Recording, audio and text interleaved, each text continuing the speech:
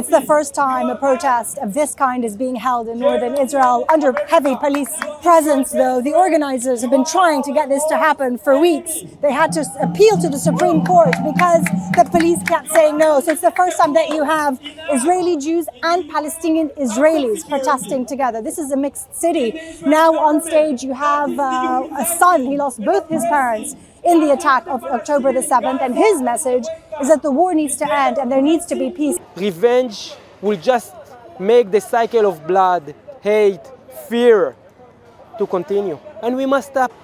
We must stop this cycle. And I'm calling all the worlds, especially people in the Arab world, common people like myself or the Arab leaders, support us. Support us with reconciliation.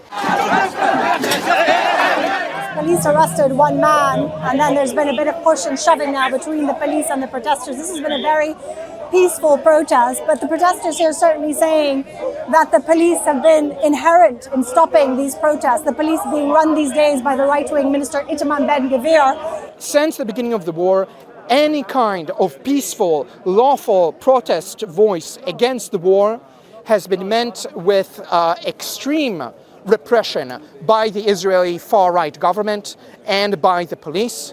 I think the war in Gaza will end one day and a new war will start between us Arabs and Jews inside Israel, and I hope somehow we can deal with this confrontation. I think we will face many difficulties in the future. The police only gave the protesters 2 hours. They didn't allow them to protest in the evening. They said only during the day when it's harder for people to get here on the Saturday without public transport. A lot of restrictions only in this small square. They wanted to march. The protesters say that the fact that they went to the Supreme Court to allow this to happen, even if with such restrictions, only 700 people allowed to be here, that is a victory. Stefanie, Jazeera, Haifa.